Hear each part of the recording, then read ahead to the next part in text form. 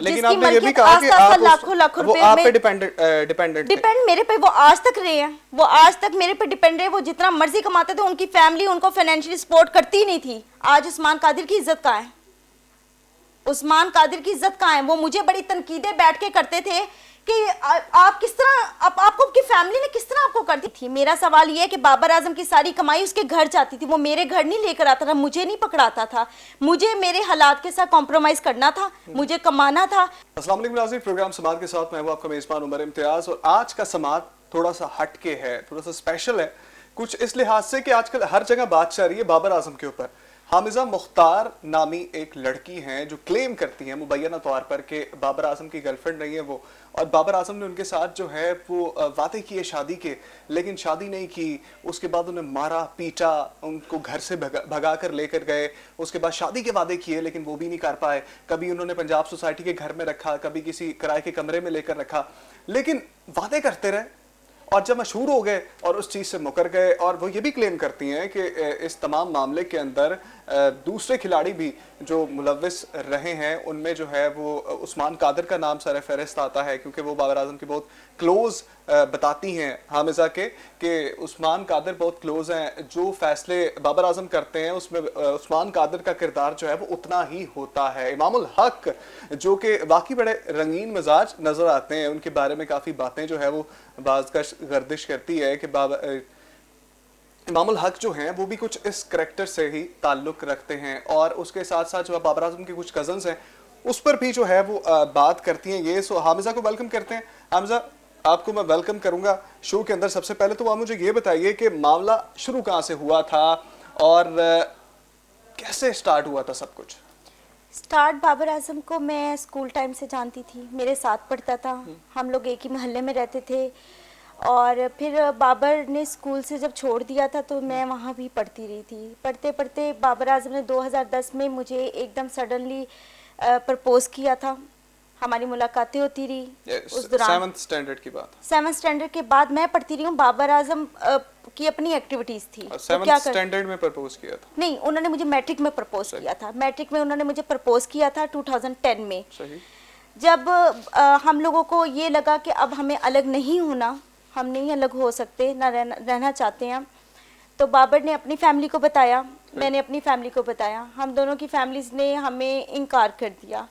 इनकार करने के बाद बाबर ने और मैंने ये फैसला किया कि बाबर ने मुझे ये कहा कि हम कोर्ट मैरिज करते हैं। ये 2010 की बात? 2010 की बात है। 2011 में बाबर आजम मुझे अपने साथ मेरे घर से ये कह के वर्गला के लेकर गए कि वो मेरे साथ शादी करेंगे, कोर्ट मैरिज करेंगे, लेकिन उन्होंने नहीं की। फिर वो मुझे वहाँ से लेकर अपने किसी दोस्त के घर के वहादत रोड पे, वहाँ पे 3-4 दिन हम रहे हैं। जब रहने के बाद बाबर आजम ने फिर मुझे अपने ही मोहल्ले में मॉडल कॉलोनी में, फिर दोस्त मार्केट गली नंबर 2 में एक किराए का घर, एक बैठक लेकर दी, जहाँ पे मैं 2 साल तक रहाइश पजीर रही। रहाइश पजीर विद बाबर।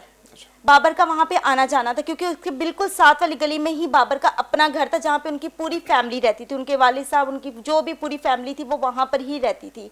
इस तरह आना जाना था। तो बाबर ने मुझे कहा कि अब मैंने बाबर को बार बार इंसिस्ट किया कि हम जिस मकसद के लिए निकले थे वो तो पहले कर लें, लेकिन बाबर ने मुझे यही बार बार कहा कि थोड़ा वेट कर लो, अभी हालात बेहतर नहीं है, जैसे हमारे फाइनेंशियली और कंडीशनली जो हालात हैं वो ठीक होते तो हम शादी कर लेंगे। वक्त गुजरता गया। बाबर का अंडर 19 में कैप्टन भी वो बने थे, अंडर 19 में मेरे सामने बने थे। मैंने नौकरी स्टार्ट कर दी, डिफरेंट एरियाज़ पे जाके मैं जहाँ पे मुझे कंफर्टेबल जॉब होती थी मैं वो करती थी, जॉब करती रही। फिर थोड़े से पैसे सेविंग करके मैंने एक ब्यूटी पार्लर बना लिया। जो घर के हालात, ये कौन से साल की बात है? 2012 की बात है, 2012 के एंड की, 13 की स्टार्टिंग की, जब आप 15 साल की। जी। मैंने एक ब्यूटी पार्लर बना लिया। आस्ता आस्ता दिन रात मेहनत करके बाबर को फुल टाइम सपोर्ट किया, क्योंकि वो फाइनेंशियली तौर पे उनको कोई भी सपोर्ट नहीं करता था। मैं सपोर्ट करती रही हूँ, जैसे तैसे जितना कमाती थी बाबर को देती थी, और साथ साथ उनको अपनी माली जिनसी जिस तरह भी उनको सपोर्ट कर सकती थी उन्होंने मेरे से फ़ायदा उठाया है।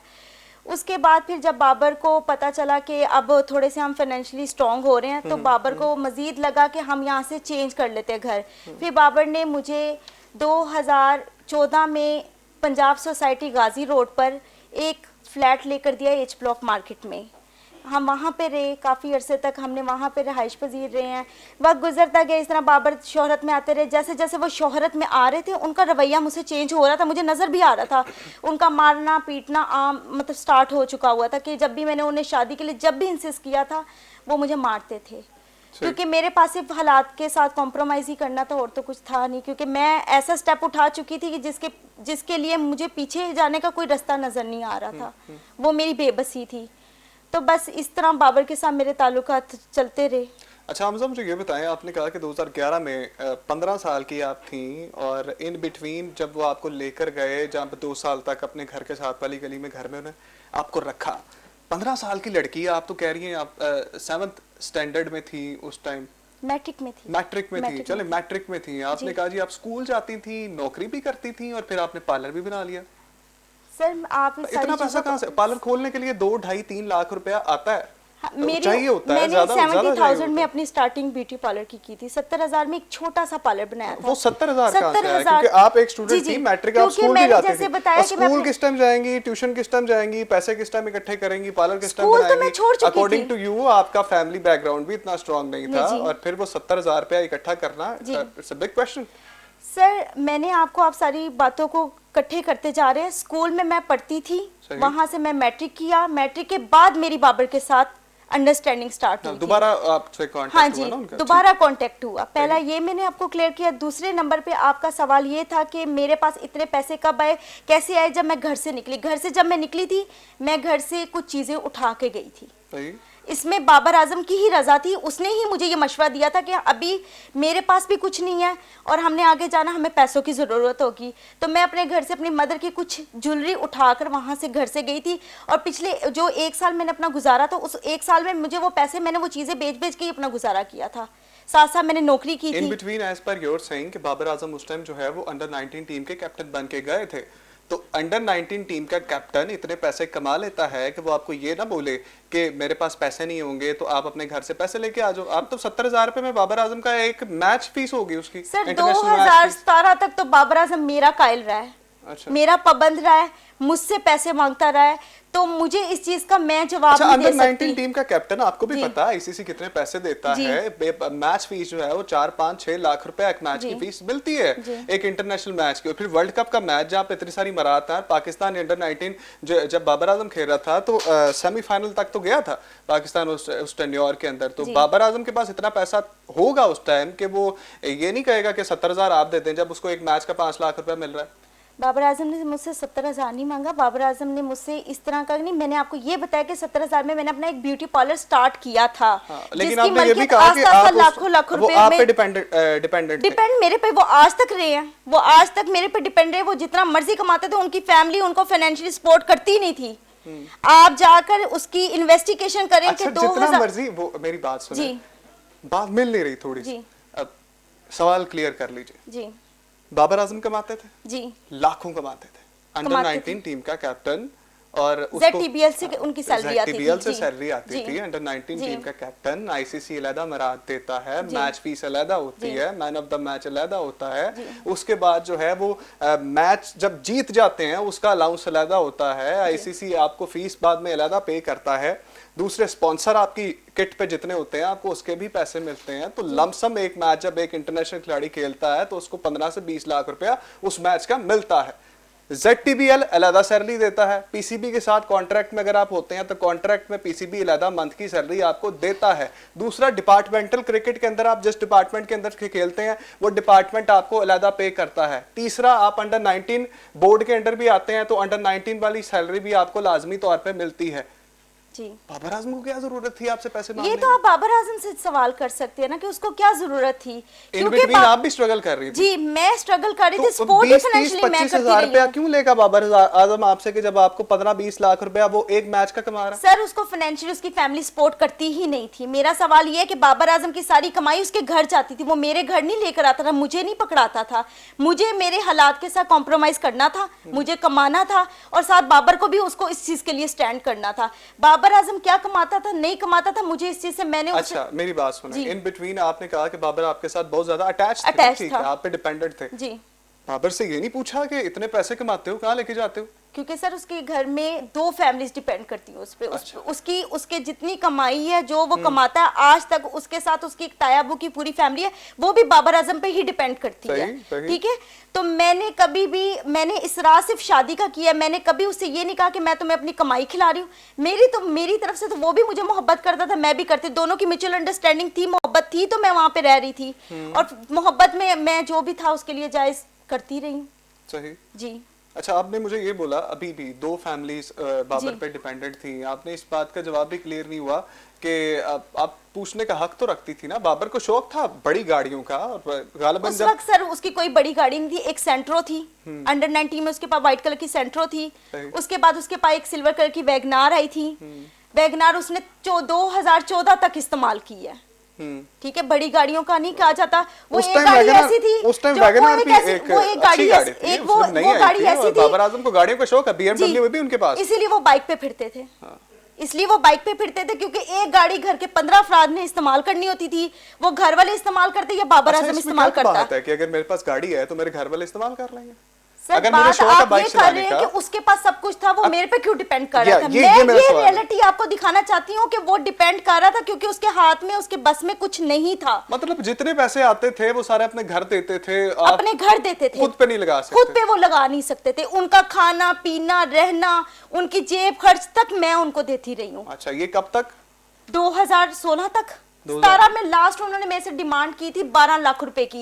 उस वक्त इज अ की member of Pakistan cricket team 2016 के अंदर, और 2016 तक आपका PSL भी स्टार्ट हो गया हुआ था, और 2016 में बाबर आजम इज अ की member of Pakistan super league. दूसरा डिपार्टमेंट अलहदा, कॉर्पोरेट वो जो सेक्टर होता है उसके अंदर जो टीम होती है वो अलहदा मराते मिलती हैं। बाबर आजम करोड़ों रुपए में कमाते थे उस टाइम, आप पे कैसे डिपेंडेंट हो गए? डिपेंड वो होते थे, वो करोड़ रुपया कमाए या जो भी कमाए। मैंने आपको बताया कि मेरे से बाबर आजम खाता रहा है, मेरे से लेता रहा है, मैं उसके सारे खर्चे अफोर्ड करती रही हूँ फाइनेंशियली। हामिजा, मुझे एक बात बताएं जी, जो बंदा करोड़ों कमा रहा है जी, हजारों में इंटरेस्ट लेगा? सर करोड़ों कमा रहा तो उसके हाथ में जब वो 1000 भी ना हो तो वो किसी जी क्यों नहीं होगा उसके पास? आप देखें ना सर, उसकी फैमिली अच्छा जब छोटा था, आप क्यों नहीं समझते उसकी फैमिली उसको नहीं सपोर्ट करती थी? अच्छा छोटा था जी, नहीं सुनते थे, ठीक है, 16 17 18 साल का लड़का था, नहीं सुनी फैमिली ने, पैसे कमा के घर दे दिए, दे दिए, बड़ा हुआ, टीम में चला गया, इंडिपेंडेंट हो गया, एक बार का टूर लगा लिया, एक नहीं काफी सारे टूर लगाए, तब तो खुद मुख्तारी आई होगी ना, तब तो फैमिली के सामने अकड़ के बोला होगा ना, तब तो उसके पास गाड़ी थी ना। अपनी फैमिली के आगे स्टैंड नहीं कर सका किसी भी चीज को। इस चीज को पूरा PCB, टीममेट्स, उसके जितने इस बार सीनियर प्लेयर्स हैं, सब ये बात जानते हैं कि बाबर आजम अपनी फैमिली से बहुत डरता है। डरना चाहिए, क्यों नहीं डरना चाहिए? बहुत ज्यादा इस हद तक डरता है कि वो अपने लिए भी स्टैंड नहीं कर सकता। वो अपने लिए कुछ मांग भी नहीं सकता। सर वो मैं भी डरती हूँ, वो आप भी डरते, वो हर इंसान डरता है, ये बात नहीं मैंने कही, मैं ये बात करी वो कुछ एक्स्ट्रा ऑर्डिनरी ही प्रेशर रखता अपनी फैमिली का, अपने उसके ऊपर है, कुछ एक्स्ट्रा ऑर्डिनरी ही उसको करता है। नेगेटिव नहीं कहा सकता, लेकिन आपके सवाल का मैं जवाब दे रही हूं। मुझे अब ये बताएं कि आप मुझसे बार-बार इस चीज की इन्वेस्टिगेशन कर रहे हैं, आप मुझे ये पूछ रहे हैं, आप मुझसे सवाल कर रहे हैं कि बाबर आजम आप पे क्यों डिपेंड कर रहा था। मैं अपनी सच्चाई बता रही हूं आपको कि मैं ये सच्चाई आपको बता रही हूं कि बाबर करोड़ों कमाता था, लेकिन जितने इंसान को उसकी आपको पता है कि उसको उतना ही लालच उसका होता है। तो मेरे ख्याल में बाबर ने जो मेरे साथ किया है वो वैलिड नहीं था, बिल्कुल भी नहीं था। और सबसे बड़ी बात है कि मैं सिर्फ आपको ये बताना चाहती हूँ कि मेरे साथ ज्यादती हुई है, इसकी पूरी कार्रवाई करें। बाबर ने जो मेरा खाया, मैं एक अकेली औरत हूँ, दिन रात मेहनत कर रही हूँ। मेरे घर के एक इंसान जब घर में अकेला रहता है, अकेला वो एक घर में रह रहा है, उसके कितने अखराजात होंगे, फिर मेरी सारी कमाई किधर गई? जी अच्छा, मुझे ये बताएं इन बिटवीन जब आप बाबर के साथ रह रही थी, कितना अर्सा आपने क्या 5-6 साल 4 साल आप वहाँ पे रही उसके साथ, आपके घर वालों ने आपसे कांटेक्ट नहीं किया? कांटेक्ट कर लिया था मैंने। मैं अपनी फैमिली को स्टार्टिंग में ही ये झूठ बोल दिया था कि मैंने बाबर से शादी कर ली है। इज्जत की वजह से वो खामोश हो गए थे। मतलब कोई उन्होंने कोई बात आगे नहीं उछाली, बाबर के घर नहीं गए, उनसे घर जाके बात नहीं की? ऐसा कुछ नहीं हुआ था क्योंकि मेरी फैमिली में बड़ा कोई नहीं है, सिर्फ मेरी मदर है, मैं बड़ी हूँ, मेरा छोटा भाई है।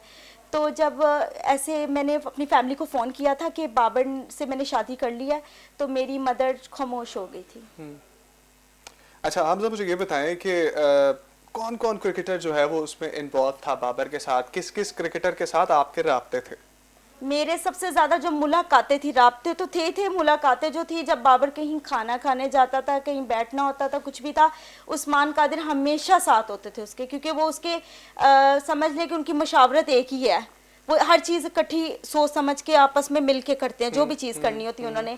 इसके अलावा उसको बिलावल भट्टी को पता था। जब उस्मान कादिर ने, सॉरी मैं आपकी बात काट रहा हूँ, जब उस्मान कादिर ने स्टेज एक्ट्रेस से शादी की थी तो तब आप 2016-17 में हुई थी ना सारे मामला, जब वो छोड़ के उनको लेके ऑस्ट्रेलिया भी चले गए थे, तो इसका कुछ पता आपको? मैं सर अपने घर आ गई थी, मैं 2016 के बाद 16 के बाद मैं अपने घर आ गई थी। मैं जब तक उस घर में रही हूँ, उस्मान कादिर बीच में, उस्मान कादिर के साथ मेरा फुल टाइम कांटेक्ट रहा है। इस्तिकाते हमल के बाद उस्मान कादिर के साथ मेरे, क्योंकि उस्मान हमेशा मुझे तनकीद करता था कि आप किस तरह की औरत हैं, घर से निकल के आ गई, आपको की कोई इज्जत नहीं है। आज उस्मान कादिर की इज्जत कहाँ है? उस्मान कादिर की इज्जत कहाँ है? वो मुझे बड़ी तनकीदें बैठ के करते थे कि आप किस तरह, आपको आपकी फैमिली ने किस तरह आपको कर दिया, आप किस तरह की खतून है। मेरा क्वेश्चन जो है वो आप किस तरह खतून है, मेरा क्वेश्चन बीच में रह गया। 2017 के अंदर जब उस्मान कादिर के रिलेशंस थे स्टेज एक्ट्रेस के साथ, शादी की, बड़ी बात हुई, बड़ी बात खुली, ये आगे जाके हुई, आप भी जानती होंगी, जानना चाहिए क्योंकि आपको पता है। इस तरह से ऑस्ट्रेलिया चले गए वो बाकायदा तौर पे अपनी बेगम को लेके, इस सारे मामलात का आपको मुझे नहीं लग रहा कि आपको पता होगा। मुझे पता था शादी की है, लेकिन मैं इन चीजों में कभी किसी की इंटरेस्ट ही नहीं लिया। जितने क्लोज लग रहे हैं वो रिएक्शन नहीं आपका आएगा। देखिए जी, मेरा ताल्लुक सिर्फ बाबर आजम के साथ था। बाबर आजम पहले जब मैं रहती थी उसके साथ इकट्ठी, तब ये सारे लड़कों के साथ उठना बैठना था, लेकिन मैंने कभी भी किसी की पर्सनल लाइफ में पूछा नहीं। अच्छा, सिर्फ उस्मान कादिर उनके साथ थे या और भी कुछ? इमामुल हक थे। सही। इमामुल हक थे 2-3 दफा, कई मर्तबा जब पीसीबी के रूम ठहराते थे अपने दूसरी सिटीज में जाकर, तो इमामुल हक वहां पर ही होते थे, उस रूम में मौजूद होते थे, क्योंकि पीसीबी हमेशा 2 प्लेयर्स को एक रूम देती थी। उस रूम में 2 प्लेयर्स का एक रूम होता था, जो 2 सिंगल बेड्स होते थे। एक पे ऑब्वियसली बाबर आजम था, तो दूसरे पे कोई ना कोई प्लेयर होता था। मोस्टली वहां पर इमामुल हक होता था और जफर गोहर होता था। अच्छा जी, एक सवाल मैंने आपका एक मेरे प्रोग्राम में किसी टीवी में देखा है कि आप कहती हैं कि जिस भी कमरे में बाबर आजम रहते थे उसका साथ वाला कमरा हमेशा मेरा होता। वो उसके बाद होना शुरू हुआ था सर जब इन्वेस्टिगेशन में ना इनको पता चल गया था अंदर प्लेयर्स को। मेरी बात सुने, पीसीबी का कोई प्रोटोकॉल होता है जी। जिस कमरे के अंदर खिलाड़ी रहता है, मेरी कंप्लीट करने दीजिए मुझे जरा हायरार्की जरा मैं क्लियर कर लूं कि पीसीबी का प्रोटोकॉल होता है, जब एक खिलाड़ी किसी जगह पे रह रहा होता है ना, तो वो स्टेट गेस्ट होता है, ठीक है, गवर्नमेंट ऑफ पाकिस्तान का गेस्ट होता है, पीसीबी की रिस्पॉन्सिबिलिटी होती है, तो उस एरिया के अंदर तो आम बंदे का कमरा मिल ही नहीं सकता। आप कैसे कह सकती हैं कि साथ वाले कमरे में आप? 2016 तक मैंने ये बात बोली आपको कि बाबर आजम जब पीसीबी ने जहां ठहराया, मेरा वहां पर मैं उसके साथ होती थी। इसमें मैडम कैसे हो सकता है? पीसीबी अगर डोमेस्टिक मैच हो, अगर डोमेस्टिक मैच हो, पीसीबी से सवाल है, पीसीबी अब कहां था जब रात को प्लेयर्स कमरों में आते नहीं है? अगर डोमेस्टिक मैच हो तो पीसीबी के जो कॉर्पोरेट सेक्टर के अंदर जो होटल्स आते हैं ना डोमेस्टिकली, ये जो है वो पीसी बुक करवाया जाता है, या अवारी होता है, अवारी भी बहुत कम होता है। यहाँ पे अगर डोमेस्टिक मैच हो तो स्मार्ट होटल, ये इस तरह के होटल, स्मार्ट होटल का नाम सुना होगा आप? जी जी, सनफोर्ट होटल में मैं गई हूं, सनफोर्ट होटल में मैं गई हूं, एनवाई होटल इस्लामाबाद में मैं गई, एनवाई होटल इस्लामाबाद में मैं गई हूं, फोर सीजन होटल इस्लामाबाद में मैं रही हूं। आप ये कैसे कह सकती हैं कि उसके साथ वाला कमरा होता था, बल्कि प्रोटोकॉल होता है, पीसीबी तो अलाउ नहीं करती है। ये पीसीबी का काम है कार्रवाई करना। मैं यहाँ पर सिर्फ अपनी एक रियलिटी आपको बता सकती हूँ कि दिस इज अ रियलिटी, इसके ऊपर इन्वेस्टिगेशन करना। साथ वाले कमरे में होती थी या उस लॉबी के अंदर किसी कमरे में होती थी? कई मर्तबा मैं उस कमरे में मौजूद होती थी। कई मर्तबा ऐसे होता था कि जब कंफर्टेबल नहीं होते थे तो मुझे साथ वाला कमरा लेकर देते थे। अच्छा, लेके देते थे जी, सही। मुझे साथ वाला कमरा लेके देते थे, लेकिन ये अंदर सारे प्लेयर्स को मालूम होता था कि यहाँ पे क्या क्या हो रहा है। बहुत से प्लेयर्स को पता होता था, कुछ के नाम मैंने आपको बता दिए हैं। जिन लोगों को इल्म था वो मेरे सामने आते थे, उनको पता था, मैंने उनका नाम भी बोल दिया। आप उनसे जाके पूछे कि उनको इस चीज का नहीं पता। मैं यहाँ पे खाली बाबर आजम की बात नहीं करी, मेरी बात में हकीकत है, तो मैं बाकी प्लेयर्स का भी नाम ले रही हूँ। अच्छा, किसी प्लेयर ने या बाबर आजम ने थ्रेट किया आपको? नहीं, मुझे थ्रेट सिर्फ बाबर ही करता रहा, मुझे किसी प्लेयर ने। अच्छा, मैं आपने ये सुन रहा था कि आप किसी प्रोग्राम में या कहीं कह रही थी कि बिलावल भट्टी ने आपको मैसेज किए हैं कि तुम केस ना करो, ये ना करो। उन्होंने मुझे थ्रेट नहीं किया, उन्होंने मुझे समझाया है। बाबर आजम के कहने पे उन्होंने मुझे समझाया है और मुझे ये कहा है कि 10 साल आपने बर्बाद किए हैं, मजीद आप अपनी जिंदगी ना खराब करना, आगे फ्यूचर का देखो, सब्र कर लो। अच्छा जी। अच्छा, मुझे ये बताएं, जो बाकी उनके साथ वाले खिलाड़ी थे वो आपकी रिस्पेक्ट करते थे रिस्पेक्ट करते थे के साथ होने के, या वो रिस्पेक्ट भी आपके साथ नहीं नहीं, वो बहुत रिस्पेक्ट करते थे, ऐसा कुछ नहीं है। सिर्फ थोड़ा सा उस्मान था जो मुझे तनकीदें का निशाना बनाता था उस वक्त, लेकिन बाकी रिस्पेक्ट करते थे, क्योंकि बाबर आजम ने कभी भी एज अ गर्लफ्रेंड मुझे शो ही नहीं किया। उसने अपने जो बहुत करीबी लोग होते थे उनको फियोंसी शो करता था, और जो बहुत दूर के होते थे उनको वहां पे वाइफ शो करता था। अच्छा अच्छा, अब मुझे ये बताइए आप कि अब आप जो है वो क्या चाहती हैं, क्या होना चाहिए बाबर आजम के साथ, क्या होना चाहिए, और किस तरह से मामला जो है वो आगे देखना चाहती हैं, केस को किस तरह से आप कवर करना चाह रही हैं? सर, बाबर आजम के अलावा कोई भी शख्स हो और जिस तरह वो ज्यादती करता रहा है, उसके खिलाफ जो भी कार्रवाई होनी चाहिए उसको अंजाम तो आप क्या चाहती हैं, आखिरी हद क्या इंसाफ चाहिए, बस जो सजा उसके लिए है उसको मिलनी चाहिए। किस किस्म की? आपका मैंने बयान सुना है, आपने कहा जी उसको कप्तानी से हटाओ। मैंने तो ऐसा कुछ भी नहीं कहा कि उसको कप्तानी से, नहीं, मैंने ऐसा कुछ भी नहीं कहा कि उसको, मुझे उसकी कप्तानी से क्या इशू है? आपके नाम से मंसूब बयान चल रहे हैं कि जी हामिजा कह रही हैं। ऐसा कुछ भी नहीं कहा। अगर है तो क्लेम करें हमारे कैमरे के सामने। मैंने ऐसा कुछ भी नहीं कहा कि बाबर आजम को कप्तानी से हटाए, ना मुझे उसके क्रिकेट खेलने से कोई इशू है। आपकी तरफ इशू यहाँ पर सिर्फ ये और सिर्फ ये है कि मुझसे जो ज्यादती की है उसको इंसाफ। हामिजा, मेरी बात सुनिए जी। पीसीबी ने क्लियर कट बोल दिया जी कि उनको कप्तानी से नहीं हटाया जाएगा अनटिल अनलेस एहसान मानी साहब चेयरमैन आते हैं। आपके ही स्टेटमेंट के काउंटर पीसीबी ने एक प्रेस कॉन्फ्रेंस की है, और वसीम खान साहब और जो एहसान मानी साहब हैं उन्होंने कहा जी जब तक हम लोग जो हैं वो बोर्ड के अंदर मौजूद हैं तो ये कैप्टन ही रहेंगे, कैप्टन से ये नहीं हट सकते। अब आप क्या समझ रही हैं, इन्फ्लुएंस्ड है बाबर आजम पे, कुछ नहीं हो सकता, आप अकेली हैं, तन्हा है, आपका कुछ नहीं बन सकता, क्या क्या आपका ज़हन में क्या आ रहा है? इतनी हट्टी लड़की कब तक लड़ेगी? मैं जब तक लड़ सकी मैं जरूर लड़ूंगी, क्योंकि मुझे कानून ने इस चीज का पूरा यकीन दिलाया कि मुझे इंसाफ मिलेगा।